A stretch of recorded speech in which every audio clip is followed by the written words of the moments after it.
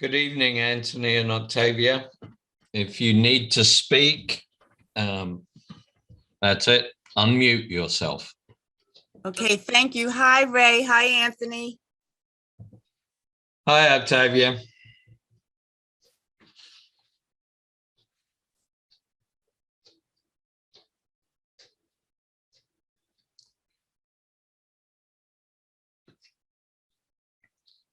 How was the Rutherford Bellevue session, Octavia?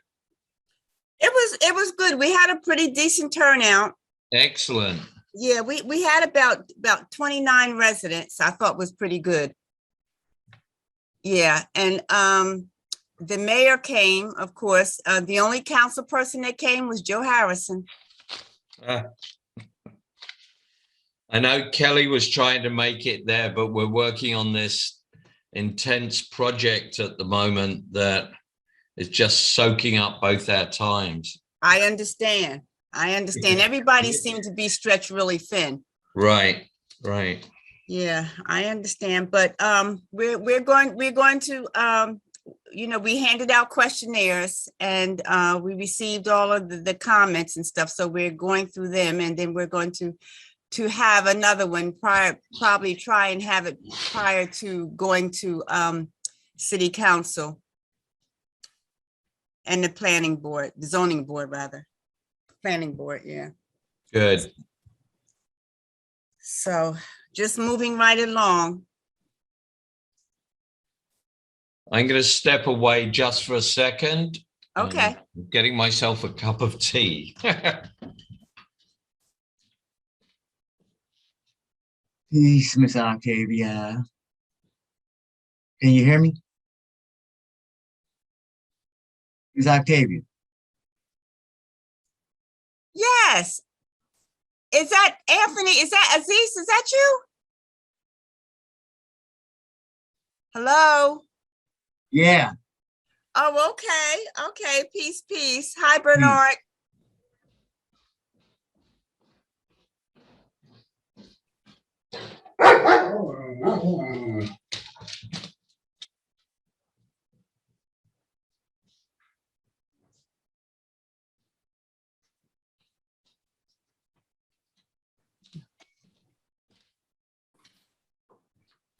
It's the actual Bernard McMullen. It is this. Yes, it is. How are you? Good. Hi, Octavia. Hi, Bernie. Seem like we still patched up, huh? I still am patched up. Yes. Oh, okay. You've got to stop going to Great Adventure. Yes.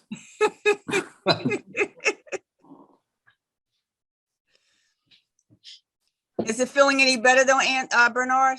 Well, it doesn't hurt. I mean, the condition is one that it doesn't have any pain, fortunately. There is a variation that does have pain, and I'm glad I don't have that. Okay. But this is literally, I'm wearing the patch solely so I can only see one of people. Oh. It isn't part of the treatment. It's just so that I can function on a daily basis. Okay. Okay. Okay. It's supposed to self-heal in what was supposed to be 6 to 12 weeks. Well, we're approaching 6. Okay. So how did the concert go? Concert. Didn't you have a concert that you were singing in? No, I have rehearsals leading to a concert. Oh. Not until, Oh, fortunately, not okay. until March. Not until November. Okay. Arista, I'm going to make you a co-host so that you can share your screen, because I believe you're doing the presentation. Correct. Thank you so much. And why can't, oh, there we go.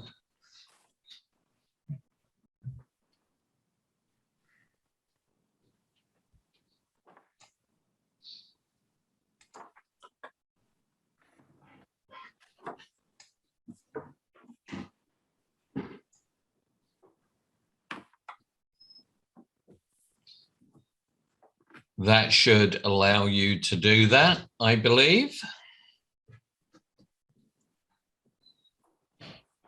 Otherwise, we're in trouble.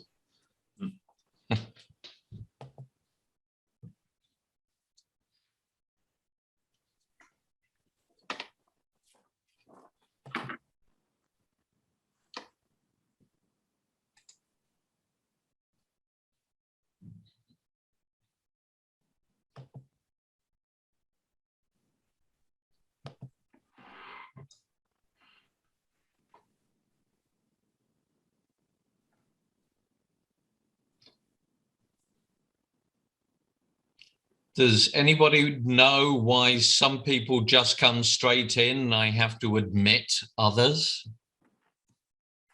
I don't.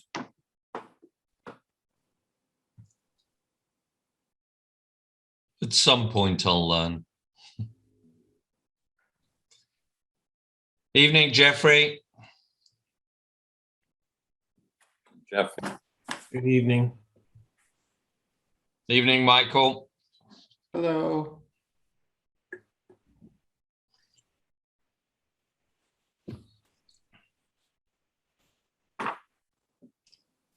We'll give it just a couple more minutes. And then it is to the best of my belief that I am recording this. It tells me I am. So we will make this recording available and send out its location to everyone on our lists.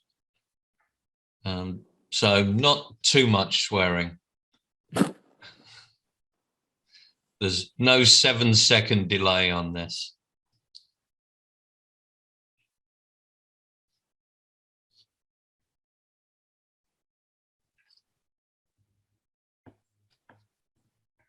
Wait, have you guys met Arista before? No, I've never met her. And yes, Jeffrey.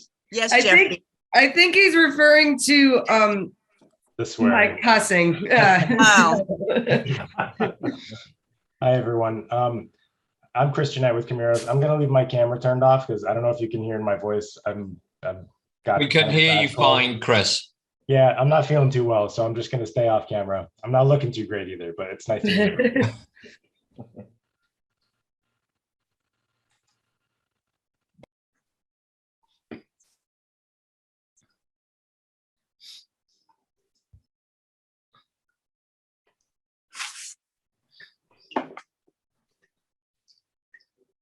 All right, one more minute and we'll get this going.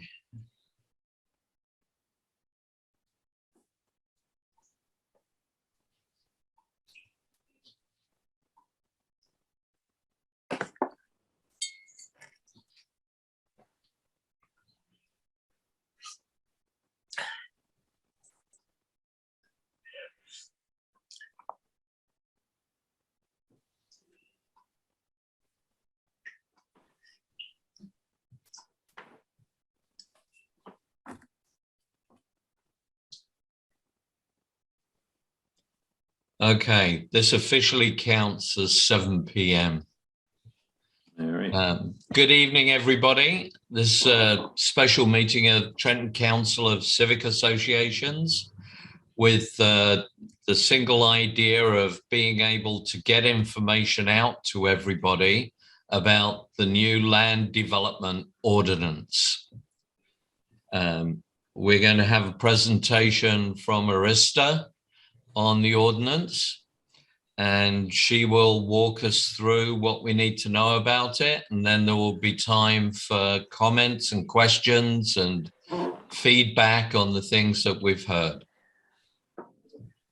So with that, Arista, I believe you have control. Okay, great. Thank you so much. Let me make sure I can get this up and going. I'm gonna shrink this, stop my video, and try to figure out how to do PowerPoint. Okay, can everyone see the PowerPoint? Yes. Yes. Okay, great. So thank you all for having us here tonight. We really appreciate the opportunity in calling a special meeting so that we can come and talk to you about the new land development ordinance update, something we've been working on for quite a while now.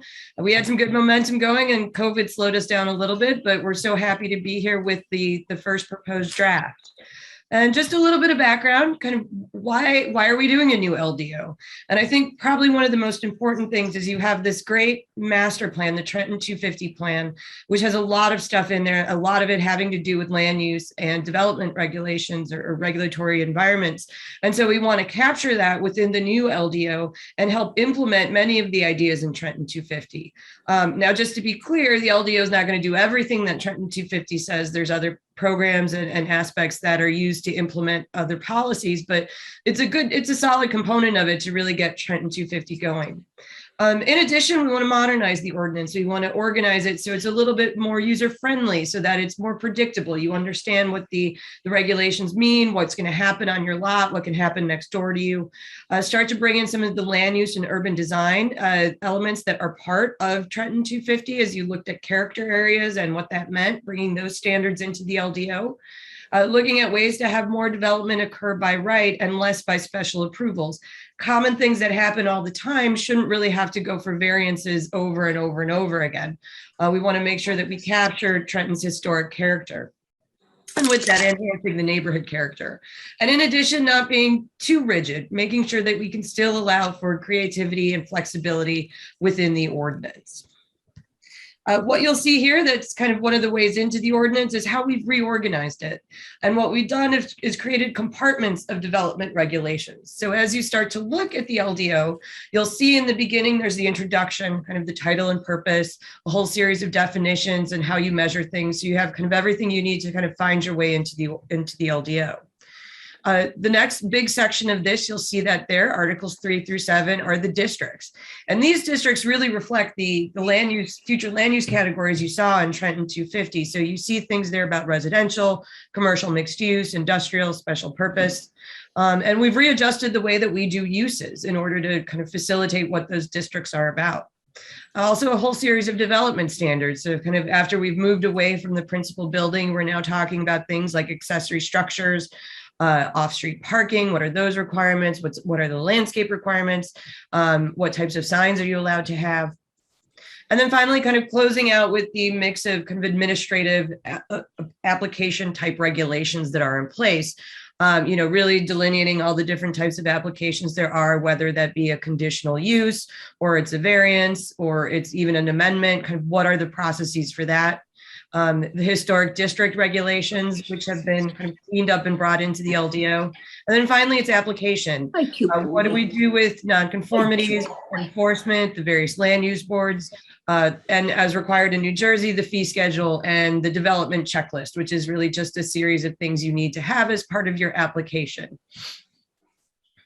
You'll also see as you start to look at the ordinance that kind of a lot of things have changed. We've got a lot more graphics. We've pulled these examples directly from what's in the current proposed LDO. We've tried to organize many more things into matrices so that they're a lot easier to follow rather than blocks and blocks of text. You've got a table that you can look at, clarified how everything's measured, which we think is important in applying the LDO and reducing interpretation, as well as defining everything, whether that's a use or a general term, making sure that we've got definitions in there for everything that we use to minimize those issues of interpretation or trying to figure out what something means.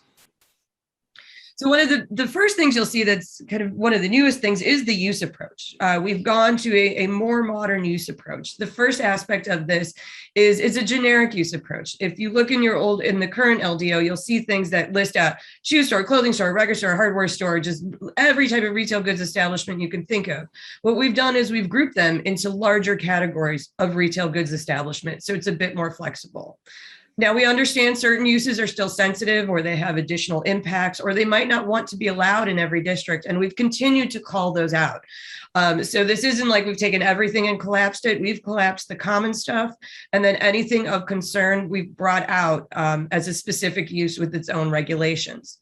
You'll also see that it's really tailored into a use matrix. So it's not relying on the other districts anymore. It used to be, and I'll probably get this wrong from the current one, that, if I'm in the mixed use, I can have everything in the BA plus all these additional uses plus these additional uses from mixed use. We've changed that approach and really tailored the uses to each of the districts. And you'll continue to see that some uses still have standards around them regarding, mitigating impacts that may occur, surrounding them so that we're being compatible with the neighboring land uses. So you can see here, this is actually taken directly from the LDO. It's the use structure. You'll see this matrix in there. And what you see is now each district has its own discrete set of uses that's attached to it. A P means it's permitted. A C means it's conditional. And if the cell is blank, that means that it's not allowed in that district. And what that really does is gives us two ways to enter into the use matrix. So let's say, for example, I wanted to open a daycare home. As you can see where that arrow is pointing, I go across the table. I can see all the different districts that would allow me to do that. Or say, for example, I owned property in the CCC district, which is a new district. I'll explain in a second. But if I own property there, what can I do? And I can just look down the column and see all the different uses that are now allowed within that district, which is great for both somebody who owns property there and somebody who lives next door to it and can understand what types of uses may locate next door to them. We've added a number of uses, a number of things that relate really to the character of Trenton and making sure we're bringing in these mixed use creative uses, looking at ways of reactivating the neighborhood corner store and how do we bring that in? How do we allow for that to kind of provide those services to all the neighbors next door? Issues with microbreweries, bringing those in, maker creator spaces, which is everything from artisan industrial type things to specialty food like a coffee roaster, issues bringing in community gardens as well as food truck parks. So really these mixed use creative uses you're seeing in cities all over the country. We've also had to address some of the more sensitive uses. And again, this is something happening nationwide that we need to take a look at. Social service uses, drug treatment options, shelters, retail sales of alcohol. I do know that a cannabis ordinance was recently passed. This came out as that got adopted, so that will be brought into this ordinance. You won't see it in the LDO right now, just the timing didn't work out, but that is, we have that on our radar and it would be integrated into the next draft. So the district structure has changed. And really this reflects a lot more of what's going on in Trenton 250, the plan, and really looking at the character areas that they identified and really making zoning districts that help reflect that. So the first set you see here are the residential districts. You start with the low density single family for the existing single family neighborhoods. But really where you see most of Trenton's residential existing is in the medium density, even to the high density. And this is where you have that real mix of dwellings, single family and row house. In the RM2, which is the second of the medium density, that allows for even some limited commercial to occur. And then going into high density where you start to see single family to multifamily. And you can see we've structured them with two heights, some at 40 feet, some at 65 feet. And again, bringing in some very limited commercial uses to kind of create that mixed use neighborhood that's desired per the policies of the plan. We've also redone the commercial districts to reflect the different commercial characters that exist within Trenton. There's the Main Street corridor, and kind of Main Street even evokes that feeling of what we're talking about. These are the prominent, historic, walkable corridors, really making sure that we're addressing that character. Looking at the CC corridor commercial, which was the example I used earlier. This is where you start to get into a little bit more mix of uses, mix of ways people are accessing them, which may be by car and by walking. The CMX, the mixed use flex, which is a vertical and horizontal mixed use environment, and really something we created to help facilitate the reuse of existing buildings in the city. Really what's there is we want to make sure that we can keep those historic character giving buildings and give them a new lease on life with new uses that they could potentially locate within them. And then finally, the mixed use transition, which is looking at creating transitions between, say, neighborhoods and the more intensely developed mixed use areas. And speaking of those, the highest density mixed use areas of the city are really these three areas. And these are three districts we created. The first is probably obvious to everyone, downtown. It's really making sure that we get that height and that mixed use quality that we need in downtown. And then based on other plans that are happening now in Trenton, the riverfront. So we've created a riverfront mixed use district implementing what that plan was talking about. And then a TOD transit oriented development district that looks at, the transit stations and the light rail and really looks to create that kind of density and mixed use around it. And you can see we've created two heights based on that, really kind of looking at where we see more density happening with the TOD areas. The industrial, we've got, again, a light industrial and a general industrial, light having less impacts, general acknowledging some of the heavier industrial users. And then a new district that looks, again, kind of facilitating that because you've got this great fabric in the city, facilitates the reuse of kind of older industrial areas that may be transitioning out into commercial, and in some cases even to kind of things like artist lofts. So making sure that we can have these light industrial users continue to live with other commercial and residential uses and create a very unique mixed use environment, because you've got the buildings for it already on the ground. And so we wanted to make sure that that was in place to again facilitate this kind of second type of adaptive reuse. And then finally, 2 special purpose districts, institutional.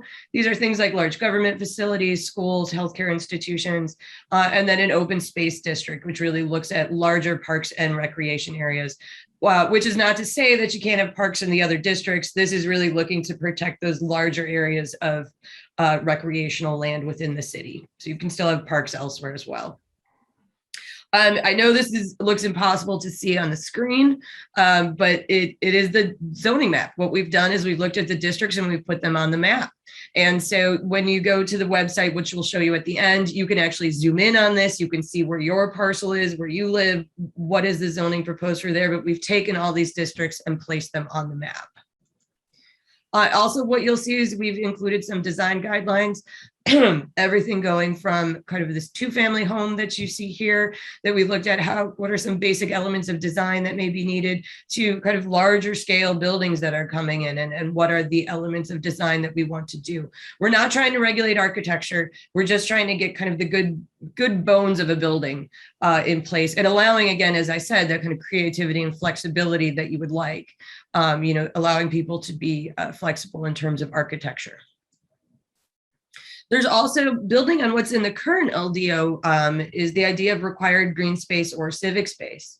And so this is a mix of things. It's either, it can be a variety of things, from public art to creating private common open space for residents of a building, to creating public open space that everyone can access. It is really put forward for multifamily and mixed use, where you're more than 10 units in the building. And as you can see, they're under required, it's the 100 square feet per dwelling unit. And then for non-residential uses, 10% of the lot area would be in that green space or civic space. So we've exempted, you don't have to do it when you're kind of these smaller residential buildings, or if you're in the industrial areas, or quite obviously, if you're in the open space uses, you don't have to do it. You're already doing it.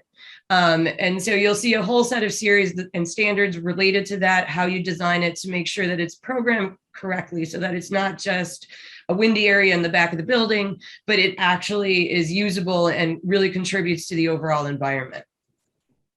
We've also added standards for exterior lighting to prevent light trespass and glare. There's a whole new series of accessory structures. These range from the very common ones, things like fences and home occupations, to adding in new sustainable things such as solar and wind, cold frames, as you see that example there in the drawing at the top, EV charging stations, urban agriculture with chicken and bees, and also accessory dwelling units and these have a whole series of conditions around them. They are limited to single family lots of 5,000 square feet or more. And there's a whole series of standards about the size of the ADU, where it can locate, what the design standards around it are. So it's not just a blanket permission, it's got a whole series of standards associated with it. We've also made sure that we've addressed all the different aspects of parking lot and structured design. Looking at if you've got a parking structure, maybe some ground floor active uses, brought in EV charging spaces, required bicycle parking, updated required loading, commercial and recreational vehicle storage. So the full gamut of vehicles and bikes and loading that goes on in the city. Probably one of the most exciting things about this ordinance, and it was really great to be able to work with the city to propose this, is that we really think we're taking a more realistic approach to parking. And what we mean here is that we're not putting in any parking minimums. We're essentially saying there's no minimum parkings, but what we're going to do on larger developments is we're going to look at it on a case-by-case basis.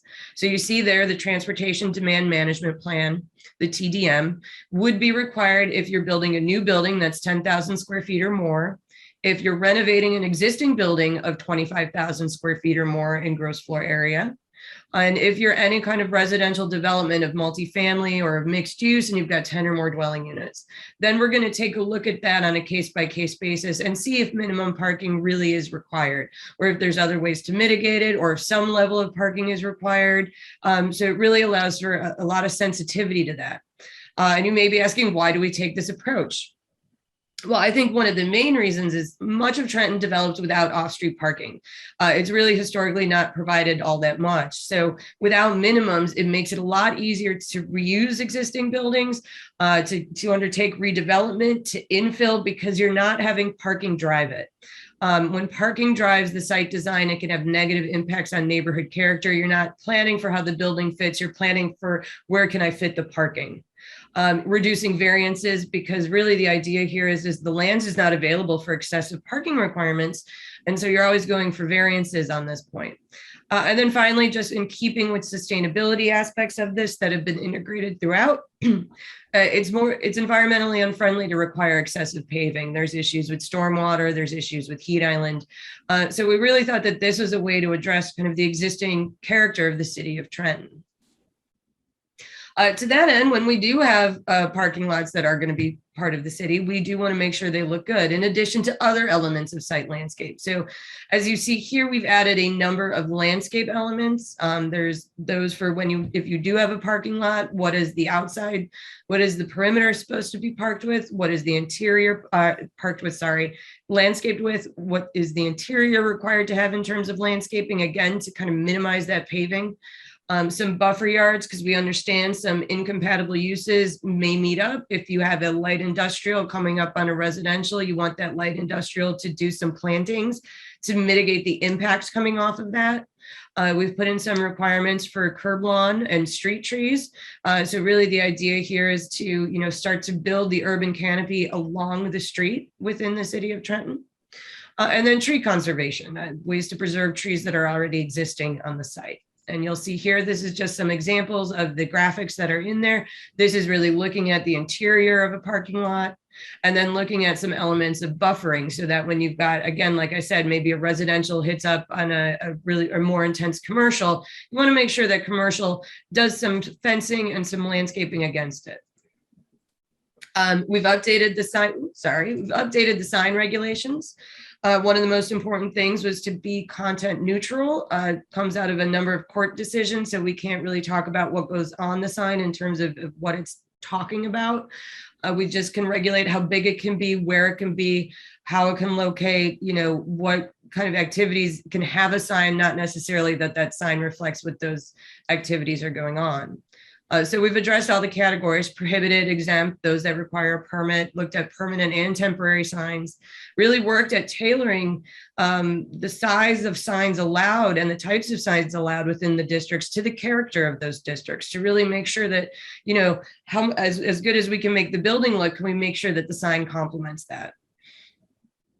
And so you'll see when you go in, this is just an excerpt. There's a whole bunch of text around this, but really we've tried to summarize it in a table. You can see that we're addressing a whole bunch of different types of signs and talking about whether some have permits, some don't, where they would be permitted. And just some examples, we've done everything from very common wall signs, as you see here, to things that may be more a little bit kind of cooler, things like a roof sign, as you see in this drawing as well.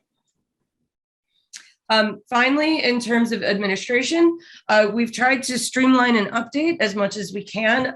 It being New Jersey, you are kind of a lot of what you do administratively in terms of the processes comes from the New Jersey Municipal Land Use Law. And so we wanted to make sure that we're aligned with that. We tried to simplify where we could, kind of make it clear for what you need to do, and then make sure that we're in line with what's required coming out of the MLUL, as it's referred to. So you'll see all of these different types of applications laid out within the kind of end of the LDO. What do you do? What are you being judged against? What are the timelines? All of that is built into the LDO.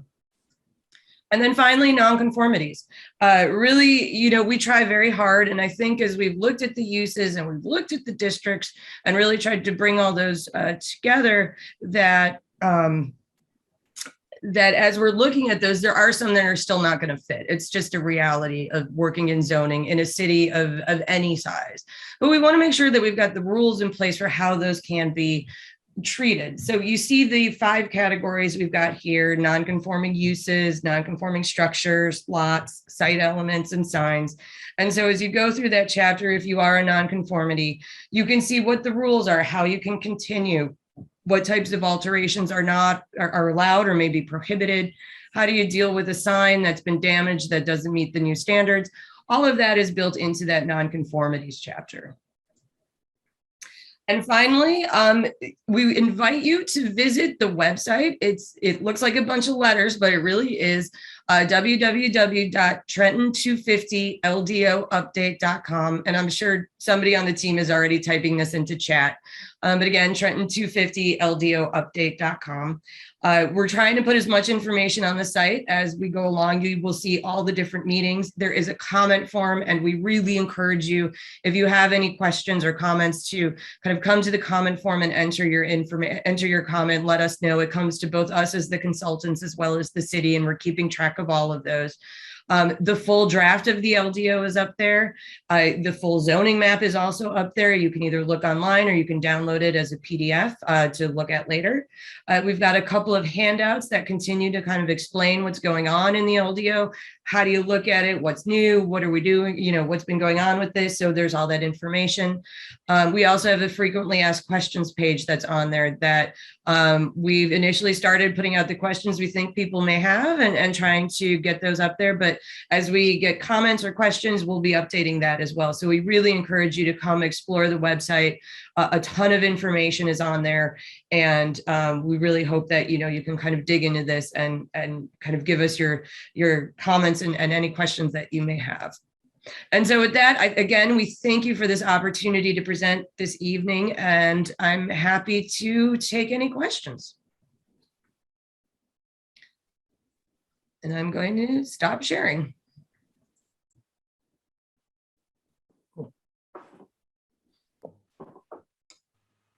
Thank you, Arista. Octavia? Yeah, I don't have any questions. I do have a comment. That is an awful lot of information. So I really need to try to like consume it myself. So I'm going to go online and I'm going to go through it myself, and then I should be able to kind of like, you know, think of some things that I need to incorporate or ask. I do understand. I forget to say that I'm surprised Kristen sent me a text message to explain that an LDO is a document with a ton of information. It's very technical on like policy plans. So I should have warned you all that I'm going to throw a lot of information at you. And that's not even the extent of what's in the LDO, but we do encourage you to go and explore the website, explore the actual document, and happy to answer any questions you may have in the future.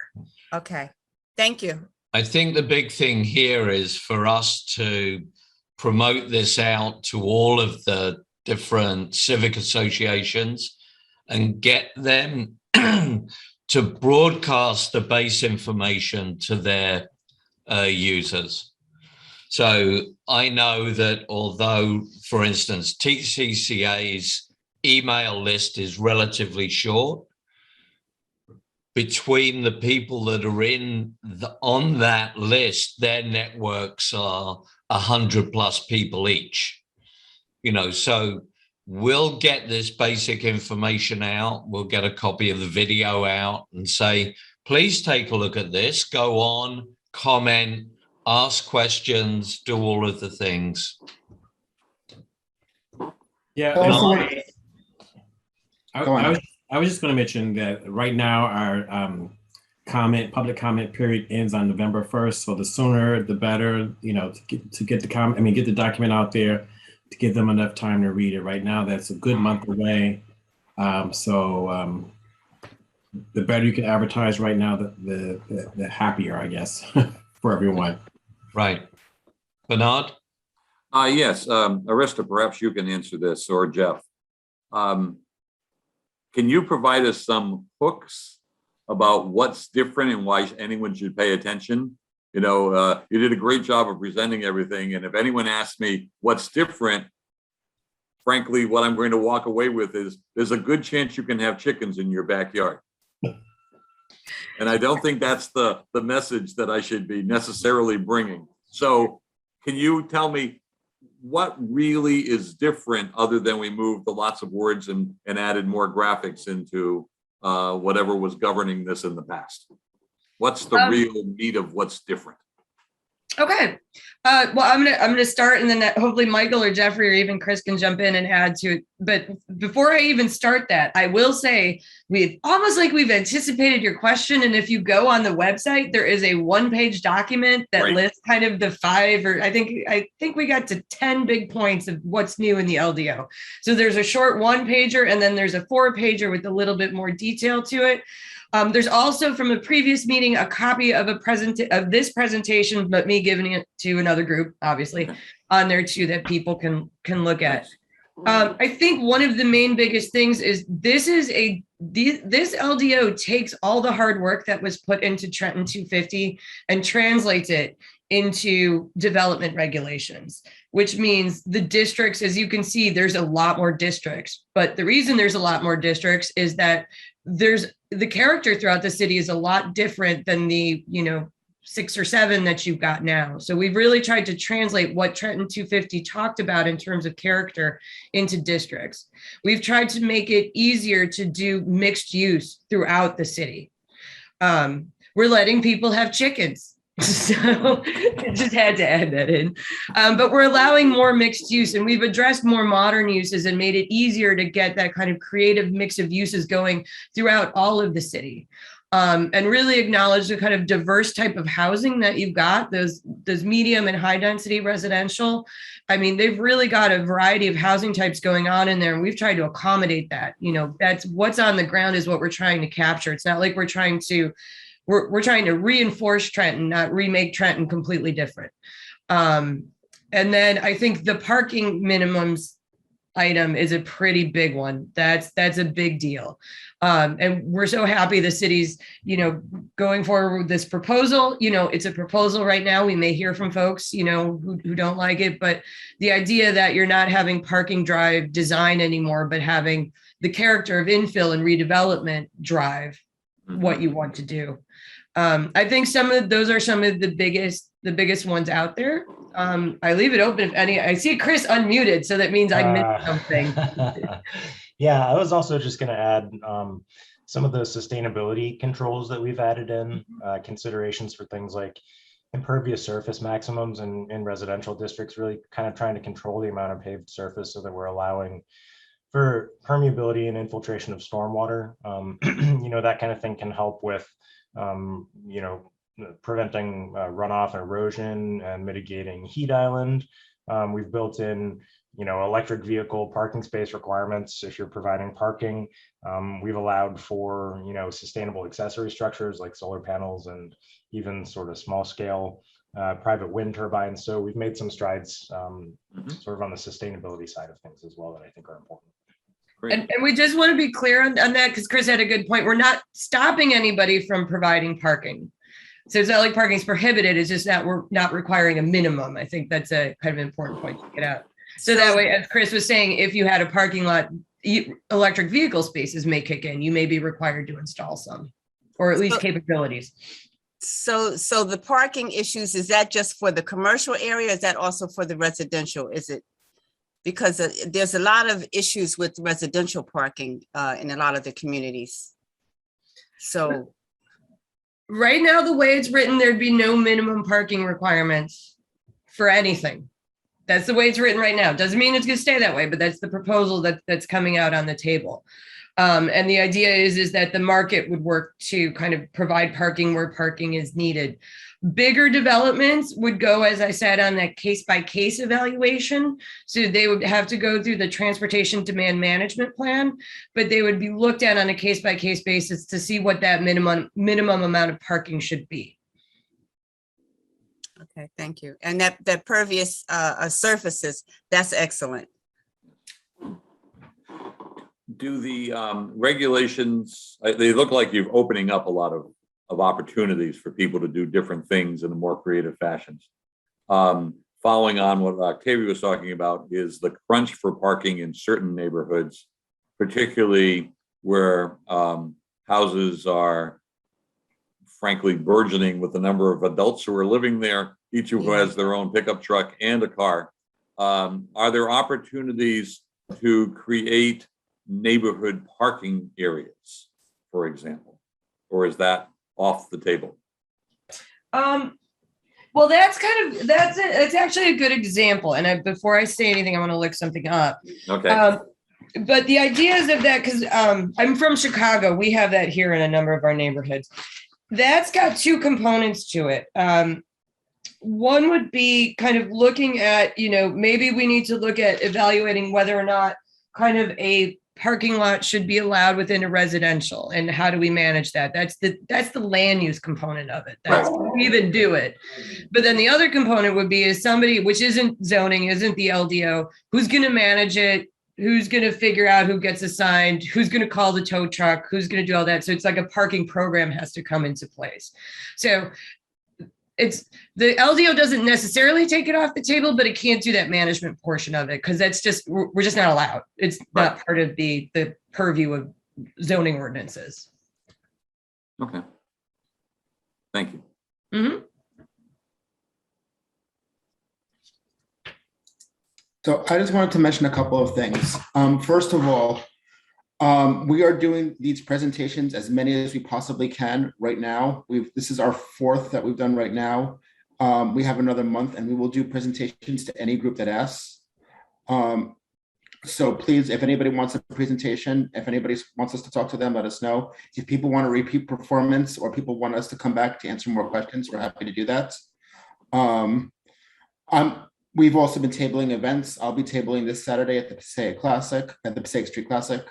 We already tabled at Arnold Day and at Trenton River Days. So we're doing the best we can to circulate this. So please share. Please also comment. Comment if you like something, comment if you don't like something, comment on our website for several reasons. Number one is that, if people only comment on the things that we don't like, that they don't like, and people don't comment about the things that we like, sometimes, we think that everybody only doesn't like certain things, and we may change things that, people actually do like. So we want to hear the good and the bad. I promise you that this LDO as written is not perfect. I promise you that there are things that probably should be changed. I'm on the team, so it's by definition not perfect. We need to hear back from people or else we don't know what's not working. Definitely take a look at the zoning map and take a look at, does this make sense for your neighborhood? I would also like to say that as we go forward with this, we're going to be taking these comments into account. We have parallel processes going for our redevelopment plans. This is something we'd also like to talk about. We are redoing the redevelopment plans for the downtown area of the city and also for the transit area of the city by the train station and the light railroad lines. We are just starting those processes. So we'd like to talk to you guys, maybe tonight, maybe a different day, about how to start presenting to neighborhood groups about those redevelopment area plans. I think we need to talk to you guys about it, but we're going to be looking for how do we get information out to the specific neighborhood groups who are in those neighborhoods where we're doing the redevelopment plans. And I don't know if tonight's the night to talk about that, but that's something that we need to start talking about now. So the comments, that's to be done at the Trenton 250 LDOupdate.com website. Yes, Yeah. Please. Okay. Having all the comments there means that we can track them systematically. We're on the November 8th planning board meeting. We're going to go through every comment we receive. And we're doing that so that people know that we're not just, throwing away people's comments. People can hear what's going to go on. If there's conflicting guidance, people can, talk back and forth about, different people's opinions and try and decide publicly how we want to move forward on some of the ideas. People may have different points of view. People may disagree about something, and we want to do this publicly so everybody knows how this process was done. Okay, what's the deadline for the comments? November 1st. Thank you.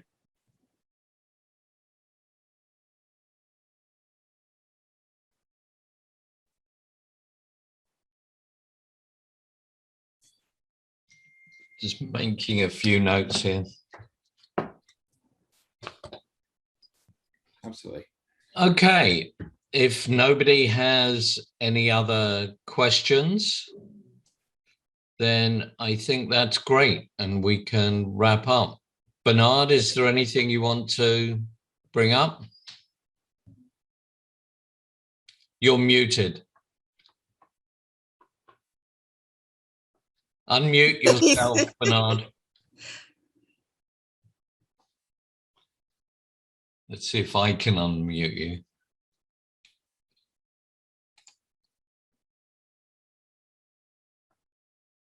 There I am. I'm unmuted. Sorry. Hey, I couldn't find the button. It fell off the screen apparently. That's that one eye. It's that one eye. That's right. Mhm. I know. I think this was very helpful. I really do want to help us figure out ways of getting the word out to more people and about why it may or may not impact them. And so I think that would be great if we can do that. We can certainly, if it's, we do not have a major presence downtown. I've been asking people who live in that area to say, can't we form a neighborhood association of downtown residents? But we're only getting to a critical mass now where people identify themselves as such now. And around the transit areas, we might be able to help you a little bit. Can't we do like Chambersburg around that area, and my area, Villa Park? Yes. That's right. close, because we those have are a Villa pretty Park close. Civic Association. And Right. then I don't know how much Chambersburg is still doing, but I think I still have a few contacts with Chambersburg. Right. Association, And so. if we are doing the Chambersburg region, of course, it will be useful to have a way that we can readily translate to the Hispanic population that dominates that area now. Yeah.